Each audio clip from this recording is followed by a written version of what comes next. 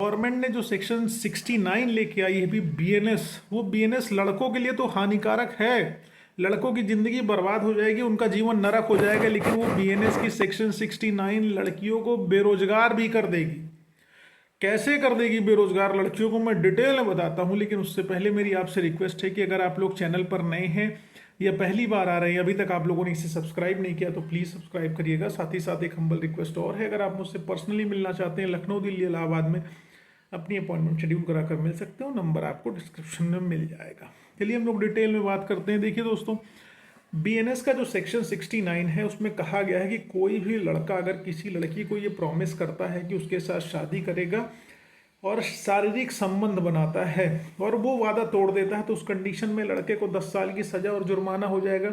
यही बात आप लोगों को बताई जा रही है। सेक्शन 69 की जो पूरी बात है वो आपको नहीं बताई जा रही है। सेक्शन 69 में एक दूसरा एंगल भी है। जो दूसरा एंगल ये कहता है कि कोई भी महिला जिसको उसका बॉस प्रमोशन का वादा करके, एम्प्लॉयमेंट का वादा करके उसके साथ शारीरिक संबंध बनाता है और संबंध बनाने के बाद उसको छोड़ देता है, तो उस कंडीशन में भी उसको 10 साल की कैद होगी और जुर्माना होगा। ये दोनों बातें इसमें कही गई, लेकिन इसमें केवल ये बताया गया कि अगर ब्रेकअप हो जाएगा तो आपको 10 साल की सजा हो जाएगी। अब यहाँ पर झोल समझने वाला क्या है कि सरकार ने ये कानून तो बड़े अच्छे मंशा से बनाया होगा कि महिलाओं को प्रोटेक्शन दे दो, लेकिन सरकार ने दूसरा एंगल इस कानून के लिए नहीं सोचा कि क्या इस कानून का दुरुपयोग नहीं होगा। अब हर महिला जिसकी नौकरी नहीं लग रही होगी वो कह देगी कि फलाने व्यक्ति ने कहा कि हम तुमको नौकरी लगवा देंगे, और नौकरी का झांसा देते हुए मेरे साथ शारीरिक संबंध बनाए। She is well aware of this fact. वो अच्छी तरीके से इस फैक्ट से अवेयर है कि कोई व्यक्ति उसका फिजिकल एब्यूज कर रहा है, उसके साथ शारीरिक संबंध बना रहा है। अगर आपको नौकरी अपनी कैपेबिलिटी पे नहीं मिल सकती है, अपनी कैपेसिटी पे नहीं मिल सकती, आपकी मार्कशीट, आपके स्कोर कार्ड पे नहीं मिल सकती, तो क्या संबंध बनाने पर नौकरी मिल जाएगी? ये लॉ तो मेरे हिसाब से तो यही कहता है। मैं इसका क्रिटिकल एनालिसिस कर रहा हूं। ये लॉ तो यही कहता है कि संबंध बनाने से नौकरी मिल जाएगी। किसी ने कहा कि हम तुमको नौकरी दे देंगे, आओ संबंध बनाओ चलो, तो इस तरीके से क्या हम फिजिकल इंटरकोर्स, इलीगल और इलिसिट रिलेशनशिप को बढ़ावा सेक्शन 69 के थ्रू नहीं देंगे? कहीं ना कहीं हम इलीगल रिलेशनशिप, अवैध संबंधों को बढ़ावा देंगे कि हर बॉस अपनी इंप्लॉइज के साथ सेक्सुअल रिलेशनशिप बिल्टअप करे और उनको प्रमोशन दे।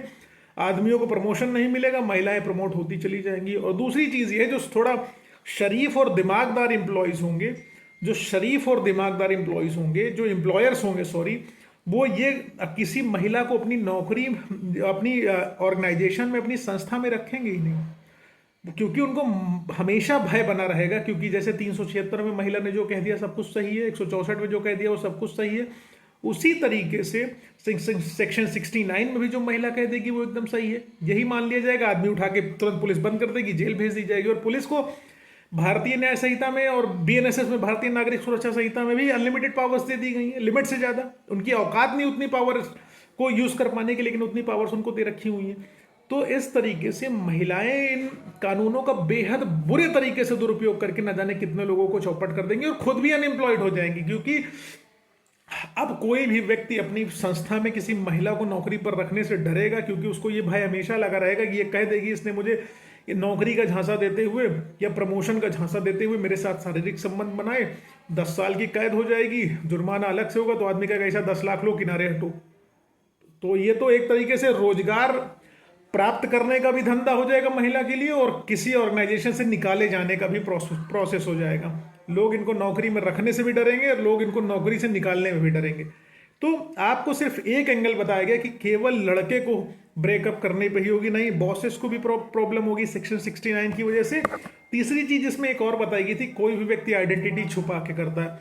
अब महिला कह देगी ना कि इसने मुझसे अपना धर्म छुपाया, अपनी जाति छुपाई, अपना नाम छुपाया, इसने एलिगेशन लगा देगी, खत्म कहानी।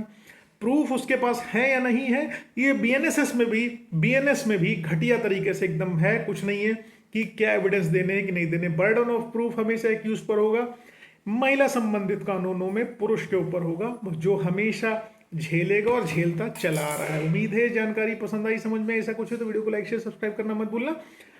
फेसबुक, इंस्टाग्राम, ट्विटर पर नहीं जुड़े हो तो वहां जुड़ो, लिंक आपको डिस्क्रिप्शन में मिल जाएगा। और ये ध्यान रखना, मैं कतई नहीं कह रहा हूं आप किसी महिला को रखें या ना रखें, या महिलाओं का विरोध कर रहा हूं। मैं स्पष्ट बता रहा हूं जो कानून कह रहा है जो मेरा इंटरप्रिटेशन है, बाकी समझना आपको स्वयं है, क्योंकि आप भी इस देश के नागरिक हैं, आपको भी कानून समझने का पूरा अधिकार है और आपको समझना भी चाहिए। Thank you so much. जय हिंद।